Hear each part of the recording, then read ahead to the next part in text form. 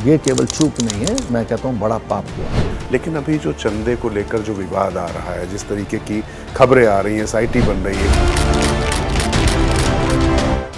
वे दंडित होने चाहिए।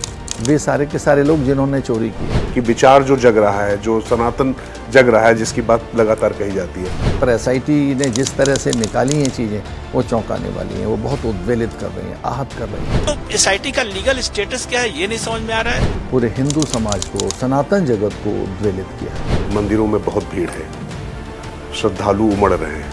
माना जाए कि श्रद्धालु हैं या यही धर्म है। नदियों के पास जाते हैं तो बहुत भीड़ दिखती है, कुंभ। फिर उसे हम भक्तों का समूह कहेंगे, क्योंकि कुंभ का अर्थ है एक अपार जन समुदाय। दर्शन का भी मैं कहूँ कि आजकल प्रदर्शन भी होता है। चोर के पैर नहीं होते हैं, चोर कहाँ नहीं है। एक व्यक्ति है, बहुत भक्त है, लेकिन उसके बाद वो सरोवर भी गंदा कर रहा है। एक हरा भरा जगत छोड़ कर गए हमारे पूर्वज, हमने प्लास्टिक का ढेर लगा दिया है। पूरी प्रकृति में किस प्रकार से प्रकृति घायल है।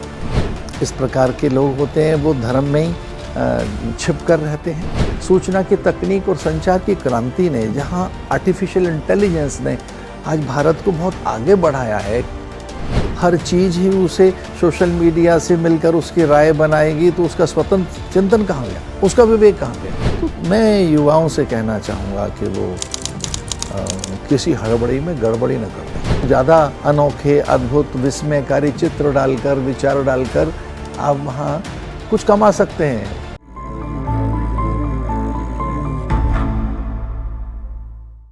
नमस्कार, मैं हूं राजकिशोर। अमर उजाला के विशेष पॉडकास्ट अनम्यूट भारत में आपका बहुत बहुत स्वागत है।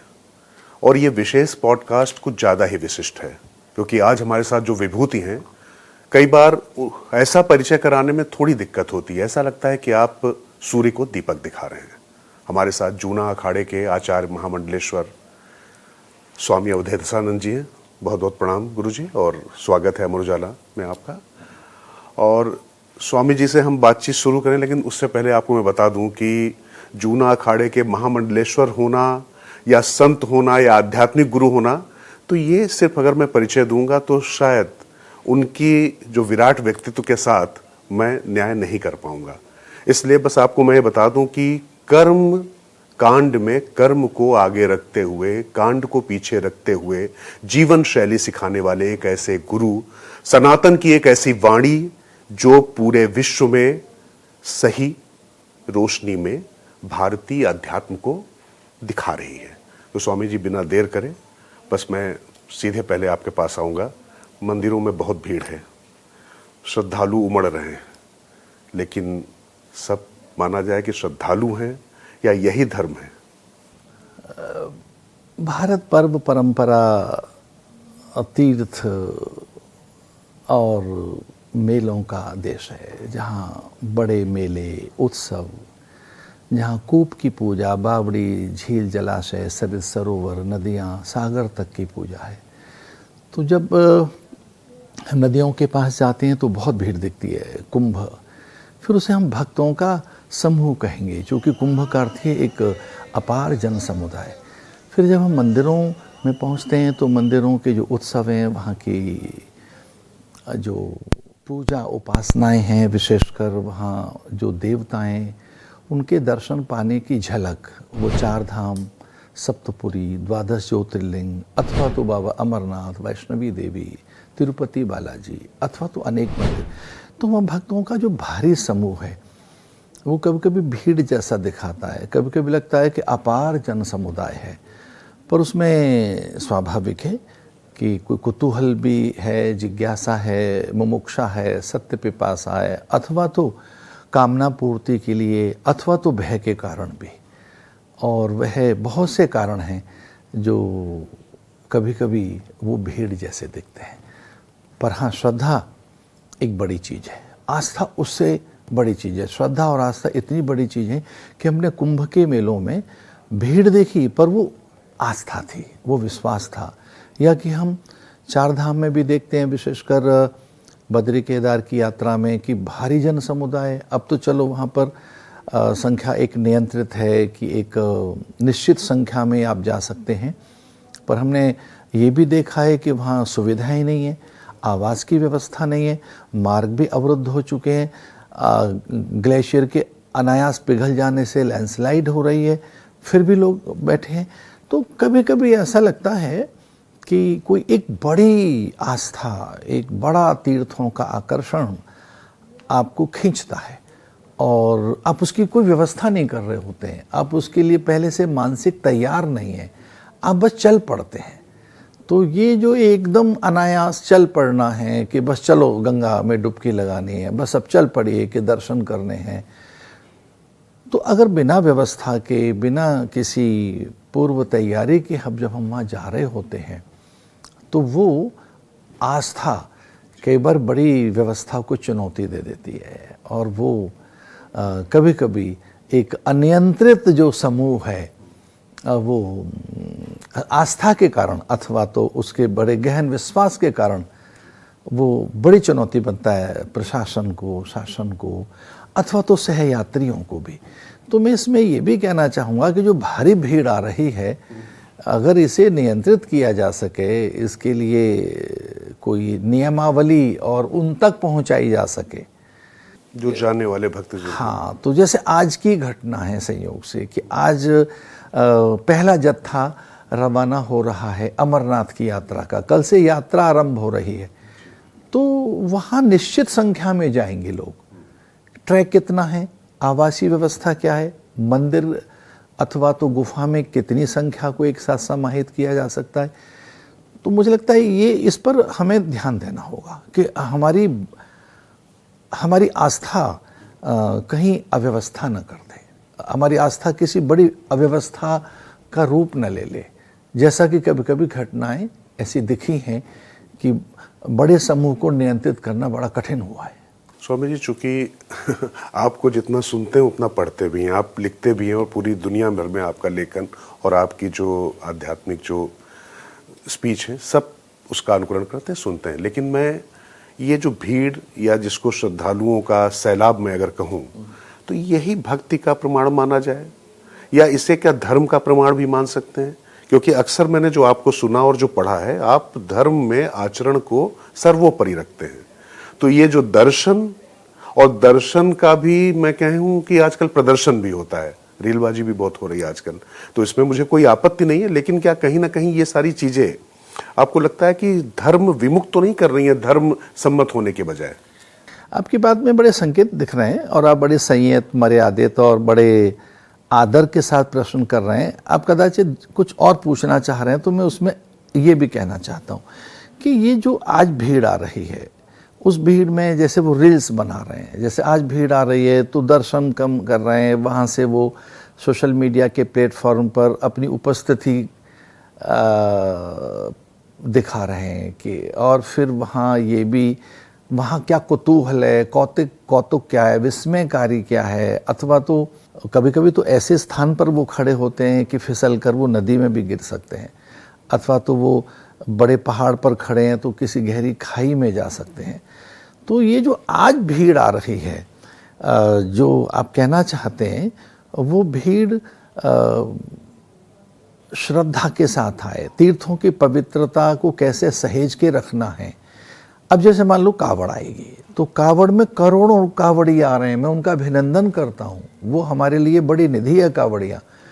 पर कावड़ हो, बड़े तीर्थयात्रियों का आना हो, तो उस नगर में आप जहाँ जा रहे हैं वहाँ की पवित्रता का भी ध्यान रखें, नदी के तटों का भी ध्यान रखें, वहाँ की प्रकृति अथवा पर्यावरण के प्रति संवेदनशील रहें।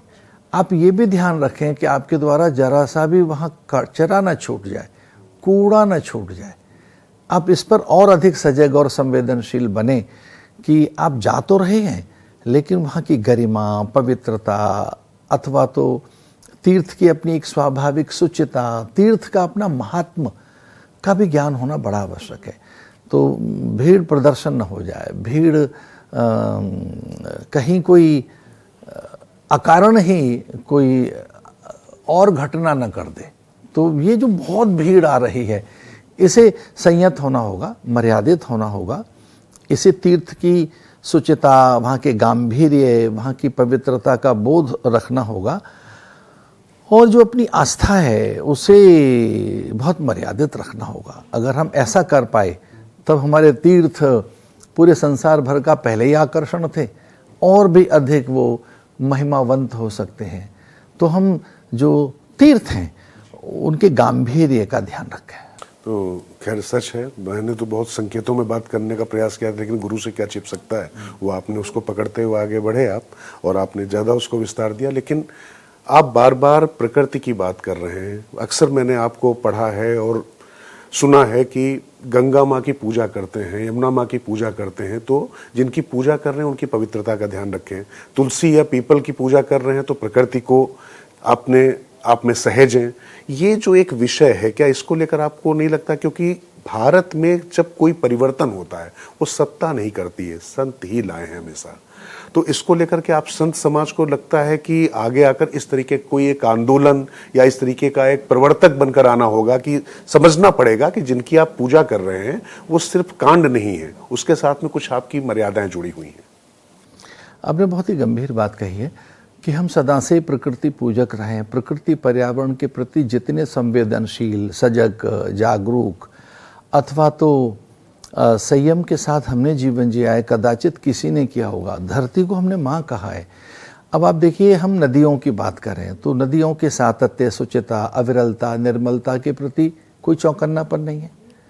नदियों में हम स्नान तो करना चाहते हैं, वहाँ पुण्य तो कमाना चाहते हैं, पर नदियों की अविरलता, निर्मलता, शुचिता, सातत्य, उनकी प्रवाहमानता के प्रति हमें कोई गांभीर्य नहीं दिख रहा है।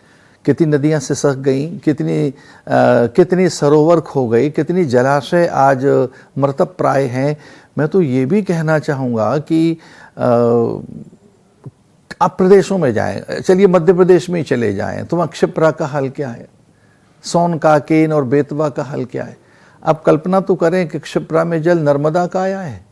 पिछले वर्ष पिछले कुंभ में जब हम सिंहस्थ में वहाँ स्नान करने गए, तब नर्मदा के जल से तो हमारा स्नान हुआ, यद्यपि क्षिप्रा में वो समाहित हो गई। तो प्रकृति के प्रति आज हम संवेदनशील नहीं हैं। झील, जलाशय, सरित, सरोवर, कूप, बावड़ी, तालाब, ये चले गए। अरे कुएं खो गए हमारे कूप जो हमारी पूजा का, उपासना का एक बड़ा आधार थे। कितनी संस्कृतियों में कुएं का पूजन है। कुएं के पूजा के बिना तो कई उपासनाएं अधूरी हैं। तो अब न कूप दिख रहे हैं, न बावड़ियाँ दिख रही हैं। हम संयोग से दिल्ली में बैठकर चर्चा कर रहे हैं, तो दिल्ली तो बावड़ियों का शहर था। दिल्ली में तो बावड़ियाँ थी हर मोहल्ले में। भी एएसआई ने कुछ संरक्षित करके रखी हैं, तो बस सूखी बावड़ियाँ बस दिखी पड़ रही हैं। तो बावड़ियाँ सूख गई हैं। अरे जिस यमुना के स्नान की बात नहीं कही शास्त्रों ने, कहा यमुना का तो आचमन ही होना चाहिए, यमुना स्नान के लिए नहीं है। तो जो यमुना आज आचमन के लिए भी योग्य न रह गई हो, अथवा तो अन्य नदियों में भयानक प्रदूषण है, तो ये कैसी प्रकृति पूजा है। अब मैं वृक्षों की बात करूं तो वृक्ष विहीन धरती हो रही है। हिमालय की हरितिमा खो रही है। जहाँ कूप के साथ साथ वृक्ष की पूजा थी, हमारे यहाँ तो यहाँ तक कहा गया शतपुत्र समः कन्या। अब एक जगह लिखा है 10 पुत्र समः कन्या, 10 पुत्रों के बराबर एक कन्या है, पर 10 पुत्र समूह तरु, 10 बेटों के बराबर, 100 बेटों के बराबर एक पेड़ है। तो जहाँ तुलसी, आंवला, वट, पीपल की पूजा थी, अरे कौन सा ऐसा उपचार है अथवा पूजा है जो बिना पल्लवों के है। धतूर, विजया, शमी, बिल्व, तुलसी के बिना तो भगवान को भोग नहीं लगता।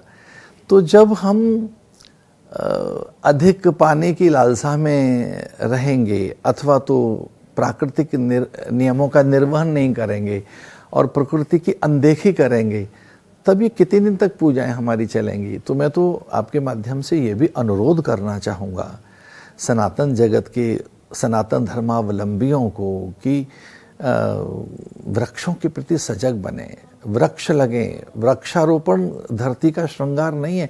वृक्ष से गोंद, छाल, छाया, वलकल, हरितिमा, गंध, सुगंध, मकरंद ही नहीं मिलती है, उससे पर्जन्यों का आगमन होता है। अगर वृक्ष नहीं रहेंगे धरती पर तो बादल नहीं आएंगे, वृक्ष नहीं रहेंगे धरती पर तो हरितिमा का अभाव होगा। और उस हरितिमा के अभाव के कारण यहाँ बादल नहीं आएंगे, बंजर हो जाएगी धरती, सूख जाएगी धरती। तो केवल नदियों से ही अन्न नहीं बनता है, केवल नदियों से ही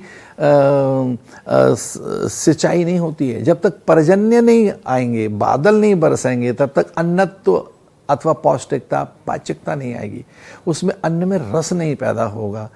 तो मैं ज़्यादा न कहकर ये कहना चाहूँगा कि प्रकृति के अनदेखी। एक बात और कहना चाहूँगा, ग्लेशियर पिघल रहा है। अब देखिए किस हद तक ग्लेशियरों का पिघलना हो रहा है। गंगा का हाल क्या होगा। मैं कोई बहुत वैज्ञानिक नहीं हूँ, पर मैं ओजोन की परतों को ध्वस्त होते हुए देख रहा हूँ। और जब ओजोन की सारी परतें ध्वस्त हो जाएंगी तो जो यूवी है किस ढंग से धरती पर आएगी। तो धरती, अंबर, अग्नि, जलवायु, निहारिका, नक्षत्रों के साथ ही जीवन है। जीवन अकेला अन्न से नहीं है, जीवन अकेला औद्योगिक क्रांति से नहीं है। सूचना की तकनीक और संचार की क्रांति ने, जहाँ आर्टिफिशियल इंटेलिजेंस ने आज भारत को बहुत आगे बढ़ाया है कि सेमीकंडक्टर हमारे यहाँ बन रहा है, औद्योगिक क्रांति ने भारत को कहाँ पहुँचाया है, वहीं भारत को ये भी समझना होगा कि वो प्रकृति प्रेमी था, प्रकृति की पूजा करता था, सूर्य को अर्घ देता था, गाय की रोटी निकालता था।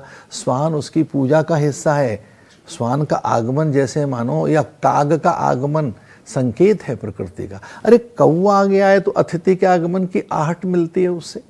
तो जब हम प्रकृति से विमुख जाएंगे तब जीवन से अलग जा रहे हैं। और जीवन केवल धन से ही उन्नत नहीं होता है, जीवन केवल धन से आगे नहीं बढ़ता है। जीवन को चाहिए प्रकृति, प्रकृति से प्रेम हो हमारा, हम लौटें, नैसर्गिक जीवन जिएं, प्राकृतिक जीवन के अभ्यासी बने। यहाँ के सलिला, सरे, सरोवर, कूप, बापी अथवा तो वृक्ष, इन सब के प्रति हमें चौकन्ना बनाना चाहिए। स्वामी जी, एक सीधा सवाल इसी से जुड़ा हुआ है। एक व्यक्ति है, बहुत भक्त है, वो मंदिर भी जा रहा है, वो तमाम तीर्थों में जा रहा है, सब कुछ कर रहा है, लेकिन उसके बाद वो सरोवर भी गंदा कर रहा है और उसके साथ में वो वृक्षों की रक्षा करने की बजाय अगर उनका नुकसान पहुंचा रहा है, तो क्या उसकी पूजा स्वीकार होगी? और दूसरा, क्या ये धर्म सम्मत माना जाएगा?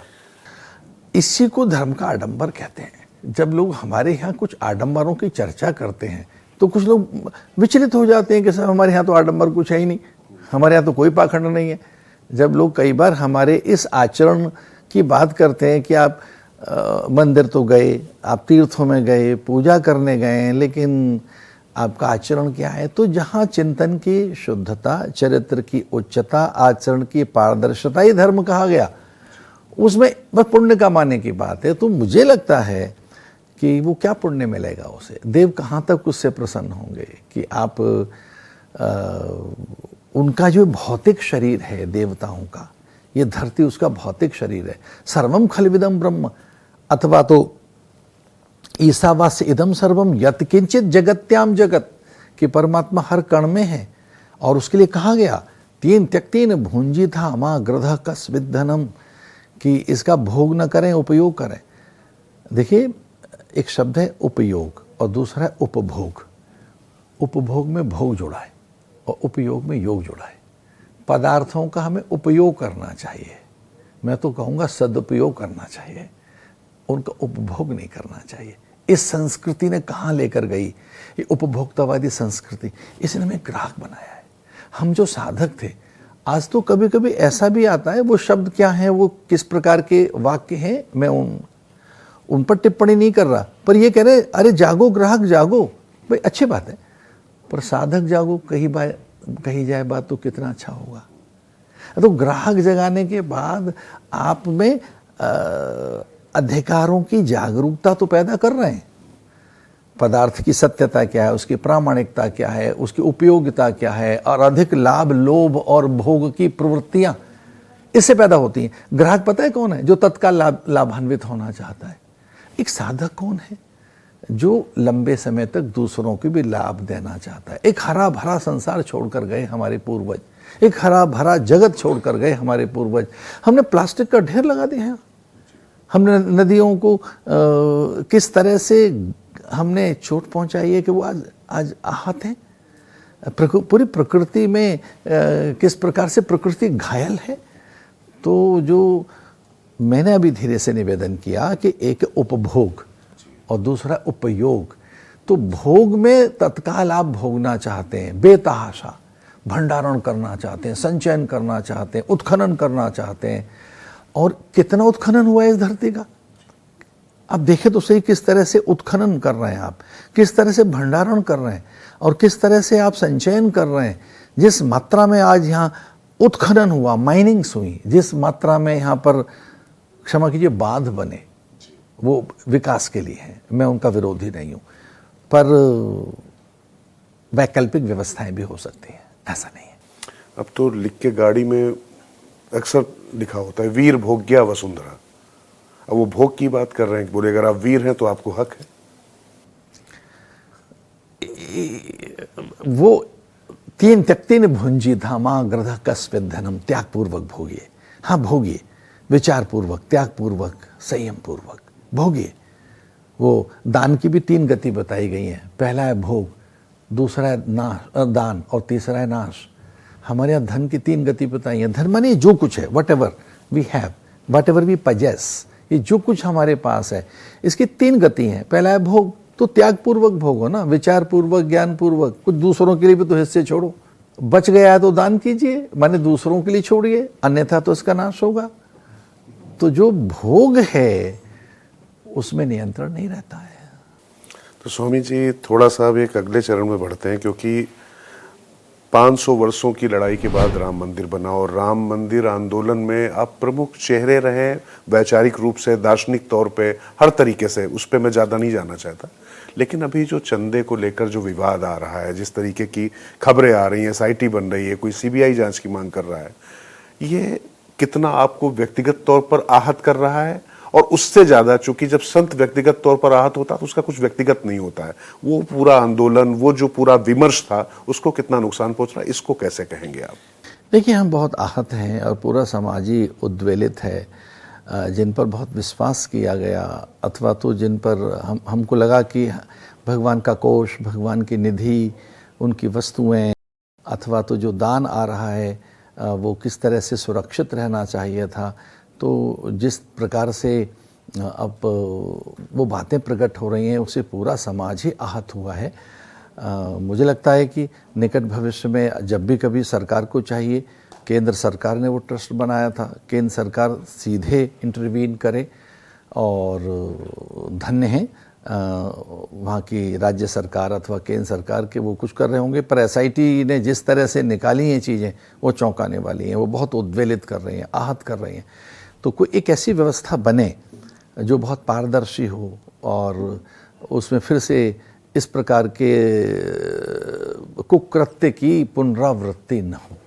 स्वामी जी, क्योंकि मैं सवाल इसलिए मैं आपको बताऊं कि जब मैंने 2-4 लोगों से बताया कि मैं आपके साथ आज बात करने आ रहा हूं, तो सबका ये था कि स्वामी जी से ये जरूर पूछिएगा कि राम के नाम पर जो लोग आए, राम के नाम पर जिन पे मंदिर में जिनकी जिम्मेदारी थी, उनकी जवाबदेही कितनी ज़्यादा होनी चाहिए। और कुल मिला के ये जो नुकसान हुआ, शायद चोर पकड़े जाएंगे, सब कुछ होगा, लेकिन ये जो नुकसान हुआ है, सिर्फ आस्था का नुकसान नहीं बल्कि उस विश्वास को जो तोड़ा गया है, इसकी भरपाई अब कैसे हो पाएगी, इसका क्या मार्ग है? देखिए, जो बहुत ही जिम्मेदार थे, अब वो ये भी कह रहे हैं कि साहब हमने उन पर भरोसा किया और हमारा विश्वास तोड़ा है, ये बड़ा अकल्पनीय, अविश्वसनीय है, अथवा तो ये बहुत हमें इस बात का पता नहीं था। लेकिन मैं बहुत ही खुले मन से बात कहना चाहूँगा कि इसके लिए वो सारे जिम्मेदार हैं और उन सभी जिम्मेदार व्यक्तियों को अपने ऊपर इसे खुले मन से इसे स्वीकार करना चाहिए कि उनसे केवल चूक नहीं हुई है और उनका आलस्य अथवा उनका प्रमाद अथवा उनकी अनदेखी ने पूरे हिंदू समाज को, सनातन जगत को उद्वेलित किया है। ये केवल चूक नहीं है, मैं कहता हूँ बड़ा पाप हुआ है और उन्हें इसका परिमार्जन करना चाहिए, इसका प्रायश्चित करना चाहिए और इसकी पुनरावृत्ति न हो। सरकार को बहुत कड़े नियम और कुछ एक कड़ी व्यवस्था में रखनी चाहिए कि जिस अयोध्या को हमने इतने वर्षों के बाद, जिस अयोध्या की उच्चतम प्रतिमान है भारत का, अयोध्या केवल नगर नहीं है, इक्ष्वाकु वंश परंपरा की अयोध्या, कवि सुदुम्न सरयाति नभग नाभाग की अयोध्या, हरिश्चंद्र दिलीप और राजा रघु की अयोध्या, खड़वांग दीर्घतमा दीर्घबाहु अज और दशरथ की अयोध्या, ये अयोध्या वशिष्ठ विश्वामित्र की अयोध्या, भगवान राम की अयोध्या। उस अयोध्या में इस प्रकार का ये होना माने पूरे अपने सनातन जगत के साथ छल किया है। वे चोर हैं, वे बहुत दंडित होने चाहिए। और वो लोग भी क्यों आनाकानी कर रहे हैं कि सब हमसे अनदेखी हुई है। तो आपके द्वारा वो संरक्षित थे, आपके द्वारा वो पोषित थे, आपके द्वारा वो अधीन थे। तो मैं इतना ही कहना चाहूँगा कि वे दंडित होने चाहिए, वे सारे के सारे लोग जिन्होंने चोरी की है। स्वामी जी, भगवान राम अगर स्वयं होते तो इसके लिए किसको जिम्मेदार मानते? देखिए, राम घट-घटवासी है, राम परमात्मा है, राम ब्रह्म है।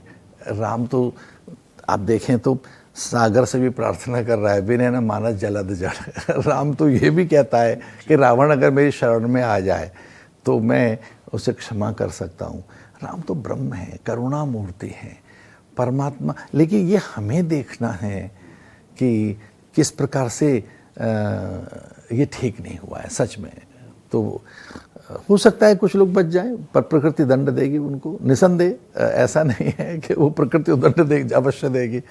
पर बड़ा ये बड़ी घटना है जिसने पूरे समाज को आहत किया है। पूरे देश भर में, पूरे संसार भर के हिंदू छला हुआ अनुभव कर रहे हैं। आपसे क्या लोग कह रहे हैं, किस तरीके से अपना दर्द बयां करते हैं? मैं दरअसल मेरी तो अपनी मैं पत्रकार हूं, मैं तमाम लोगों से बात करता हूं तो उसमें राजनीतिक आरोप भी होते हैं, सब होते हैं, लेकिन आपके पास जो आ रहे हैं वो वाकई जो आप महसूस कर रहे हो दूसरे लोग कैसे फील कर रहे हैं? अन्य भी ऐसा ही कह रहे हैं और मेरा स्वयं का भी ऐसा मन है कि सामान्य दंड नहीं, कठोर दंड दिया जाना चाहिए।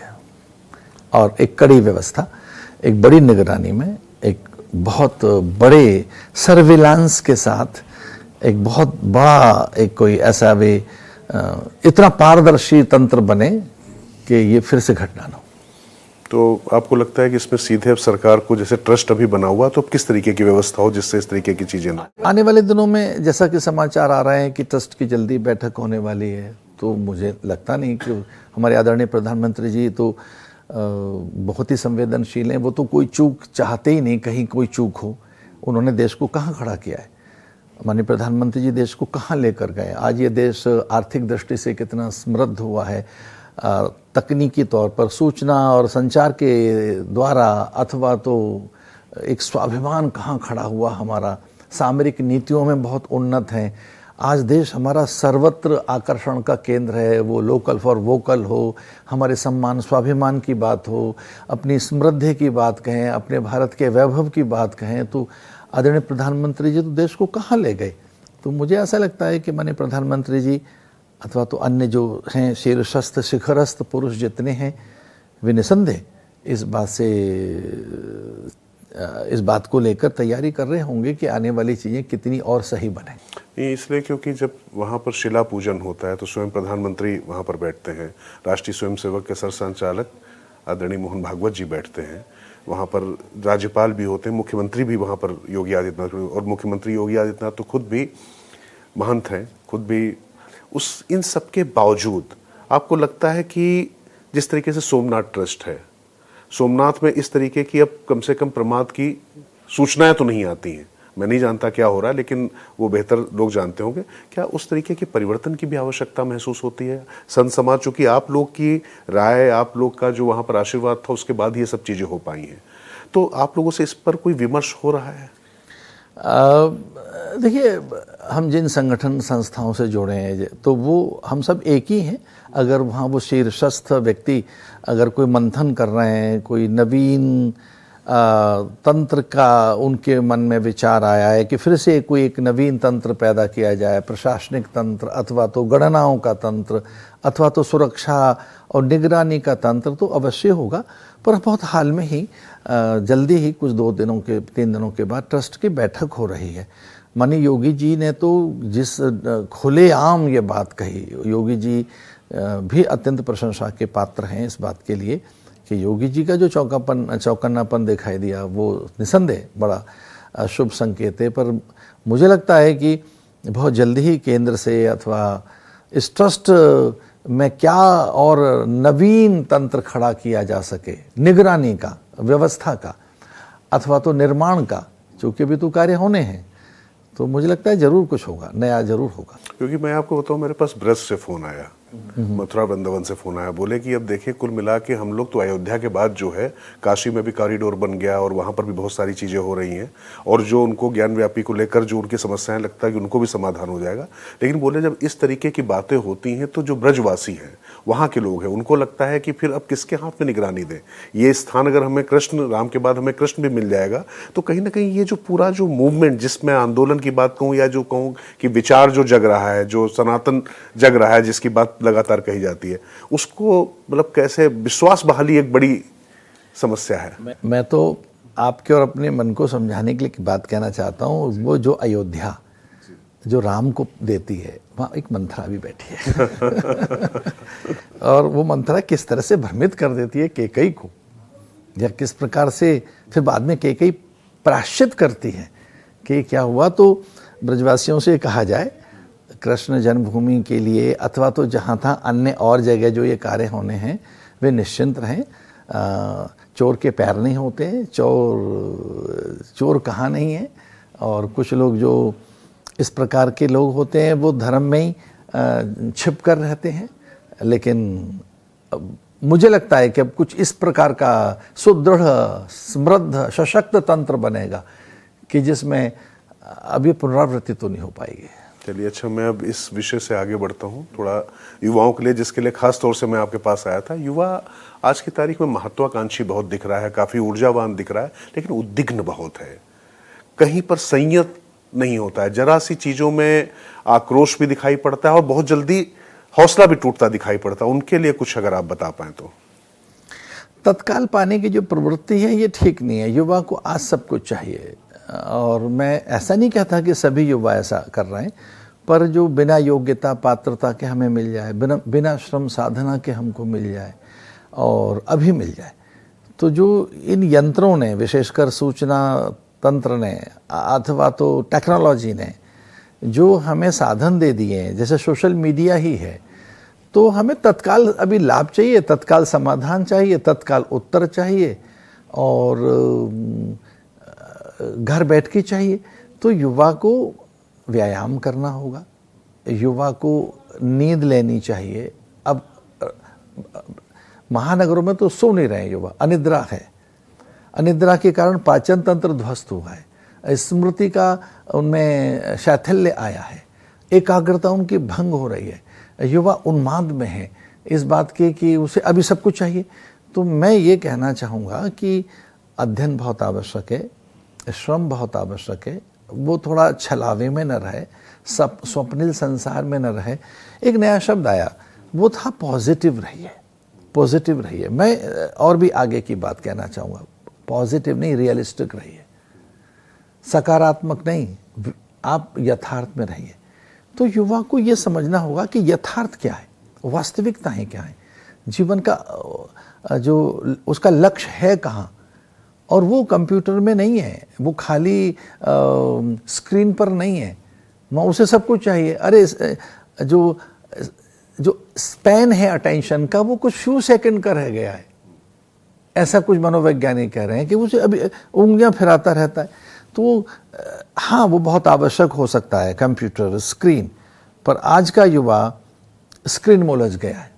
थोड़ा ग्रंथों को देखो, थोड़ा सा आए अच्छी पुस्तकों के पास, थोड़ा आंख बंद करके वो अपने स्वतंत्र चेता बने।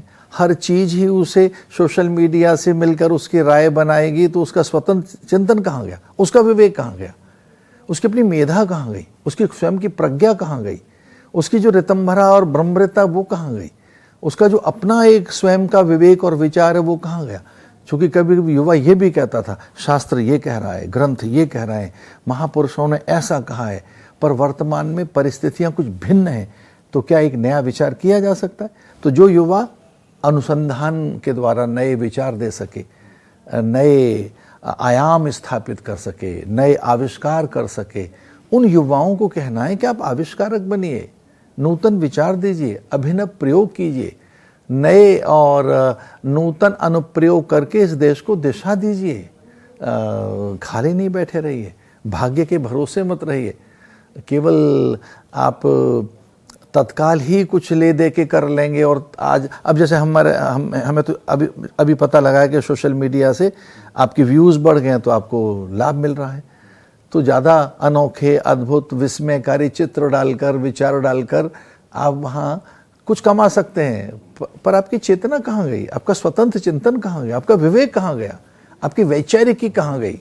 वो साहित्य से मिलेगी, वो ग्रंथों से मिलेगी, वो सत्पुरुषों के सानिध्य से मिलेगी, वृद्धजनों की समीपता से मिलेगी और उनके आशीर्वाद से मिलेगी। तो मैं युवाओं से कहना चाहूँगा कि वो किसी हड़बड़ी में गड़बड़ी न कर दें, वो थोड़े संयत रहें, क्योंकि हड़बड़ी बहुत जल्दी गड़बड़ी कर देती है।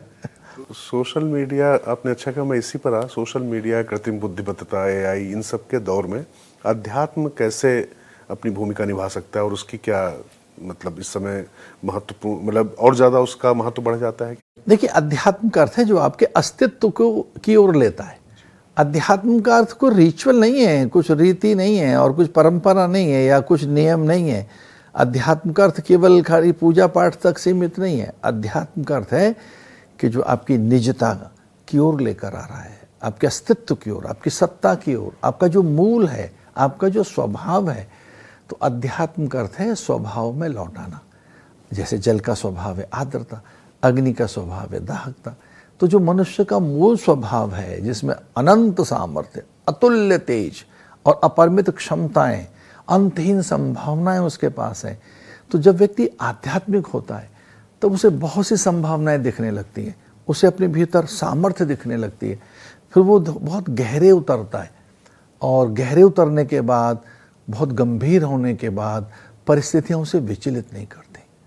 तो अध्यात्म व्यक्ति को विचलित नहीं होने देता है, विशेषकर उन परिस्थितियों में जो प्रतिकूल हैं, विषम हैं, कठिन हैं, जटिल हैं, अथवा तो ऐसा लगता है असंभव सा है। तो आध्यात्मिक प्राणी के जीवन में जो असंभव सा है संभव होने लगता है, जो कठिन है सरल होने लगता है, जो दुर्बोध है सुबोध होने लगता है, दुसाध्य है वो साध्य होने लगता है, असाध्य तो बहुत ही सरल हो जाता है। तो युवाओं से कहूँगा कि वो अध्यात्म की ओर बढ़े। 10 मिनट अगर युवा निकालें अपने लिए, तो इन 10 मिनट में आप अगर युवाओं को कोई संदेश दे सकें कि उनको क्या करना चाहिए जिससे उनका जीवन मतलब जो है सही दिशा में जा सके? देखिए, 10 मिनट में एक तो उसे योग अभ्यास अवश्य करना चाहिए, वो बहुत आवश्यक है। प्राकृतिक आहार ले, वो स्वाभाविक आहार ले, वो नींद जरूर ले। तीसरा, वो अच्छे ग्रंथों से अच्छे विचार ले। तो अगर वो उसका आहार ठीक है, उसका व्यायाम अगर उसे आता है, पर्याप्त नींद अगर वो ले रहा है, अच्छी पुस्तकों के साथ है, तो निसंदेह एक नई दिशा खुलेगी। विकसित भारत, 5 ट्रिलियन इकोनॉमी, आर्थिक महाशक्ति, ये सब जब बातें होती हैं तो आपके लिए विकास या विकसित भारत के मायने क्या हैं? भारत वास्तव में क्या है? क्योंकि कई बार क्या होता है कि भारत को हम तमाम जो पश्चिमी दृष्टिकोण है उसी दृष्टि से देखने की कोशिश ज़्यादा करते हैं, तुलना के आधार भी वही होते हैं, पैमाने भी वही होते हैं। तो मैं चाहता हूँ कि इस पर थोड़ी आपकी दृष्टि पड़े। देखिए, विकास को सदा ही अर्थ की दृष्टि से जोड़ा गया। ये कहा गया कि पहिया जैसे जैसे घूमेगा, जैसे जैसे वाहन बढ़ेंगे, सड़कें बनेंगी, ये बहुत बड़ी चीज़ें, हम इनके बड़े प्रशंसक हैं और इसके बिना भौतिकीय विकास, भौतिकीय उत्कर्ष संभव भी नहीं है। पर अगर आपका चरित्र ही नहीं है, संयम नहीं है, आप सदाचारी नहीं हैं, आप नैतिक नहीं हैं, आप जीवन मूल्यों के साथ नहीं जुड़े हैं, आप में मानवीयता का अभाव है, आप में करुणा ही नहीं है, तो ये सारे विकसित देश आज कर क्या रहे हैं? किस प्रकार का युद्ध है, कैसी आपाधापी है? और किसी भी देश के राष्ट्रपति को आप उठा लेते हैं और आप कहते हैं कि ये सही नहीं वहाँ हो रहा है। तो मुझे ऐसा लगता है कि बहुत आर्थिक सामर्थ्य व्यक्ति को कभी कभी अनियंत्रित भी करती है और वो उसे निरंकुश बनाती है। और चरित्र अगर आपके पास है, संयम आपके पास है, तो आप अपने को नियंत्रित रख पाते हैं, आप मर्यादित रख पाते हैं, आपका नियंत्रण स्वयं पर रहता है। तो जो शास्त्र है वो आपको किसी और पे शासन करना नहीं सिखाता, स्वयं पर शासन करना सिखाता है। शासनेति शास्त्र, आप एक बड़ा अनुशासन आता है, प्राकृतिक नियमों का निर्वहन आप करते हैं, दूसरों के अधिकारों के प्रति आप सजग होते हैं, अन्य के स्वाभिमान और स्वाभिमान की भी आपको चिंता जगती है, और अन्य के उत्कर्ष के लिए भी आप प्रार्थनाएं करते हैं, सर्वे भवन्तु सुखिनः कहकर, अथवा लोकाः समस्ता सुखिनो भवन्तु कहकर, अथवा तो समष्टि कल्याण में ही सबका कल्याण है।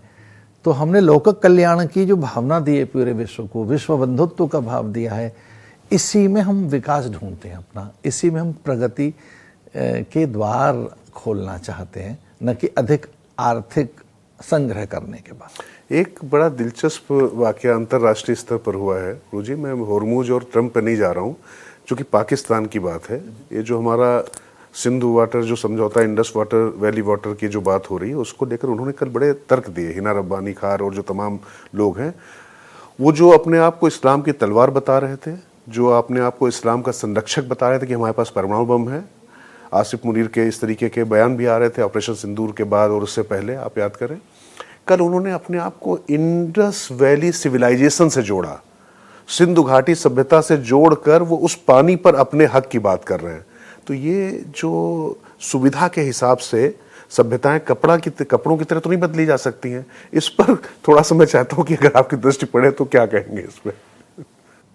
देखिए, सारी सभ्यताएं जल के निकट ही जन्मी है, कोई भी सभ्यता जल से दूर होके कभी नहीं पनपी है, क्योंकि जल तो जीवन है। पर ये आज व्यक्ति जब अपने अस्तित्व की बात करता है तो वो सुविधाओं को और अपने लाभ से जोड़ता है, उसके बयान भी बदलते हैं, उसकी नीतियां भी बदलती हैं। लेकिन हमने तो जल को देवता माना है। अरे हमने तो धरती को, पूरे संसार की धरती को भगवत भार्या कहा है, माता भूमि ही। हमने तो कभी बंटवारे में, हमने तो अन्य के अधिकारों की कभी हनन किया नहीं, उनका हिरास कभी हो ऐसा भी हमने नहीं चाहा।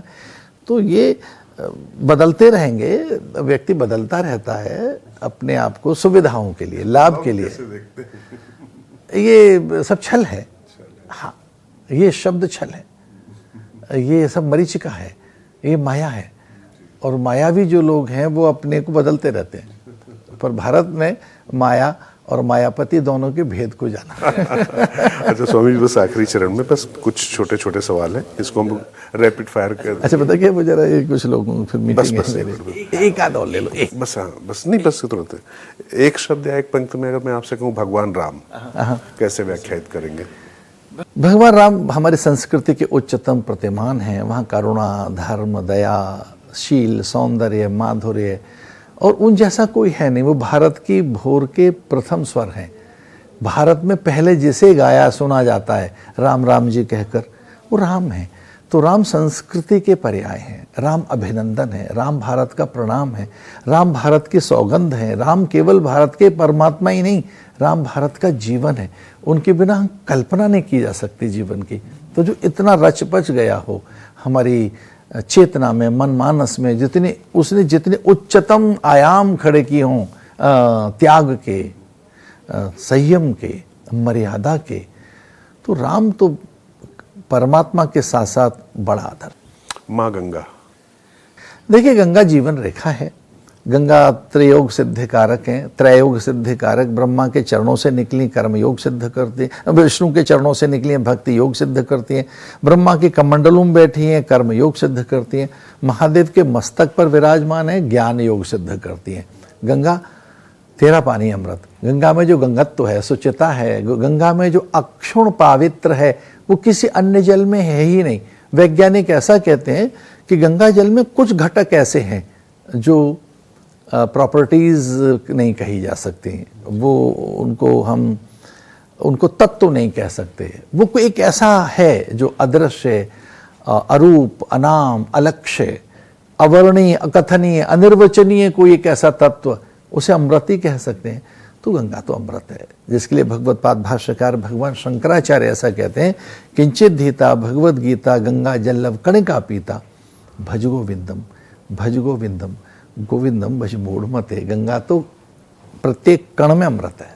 चलिए, मुझे लगता है कि बस अब इसके साथ ही सुनने का भी आपका और मन कर रहा होगा। मेरे पास भी बहुत प्रश्न है और खुद लग रहा है कि अपने लिए कितना ग्रहण कर लूं, लेकिन स्वामी जी के तमाम जो चाहने वाले और जो उनके भक्तजन वहाँ बैठे हुए हैं। तो फिलहाल मैं स्वामी जी बहुत बहुत धन्यवाद, आपने अमर उजाला से बात की। नमस्कार, प्रणाम। बहुत बहुत धन्यवाद।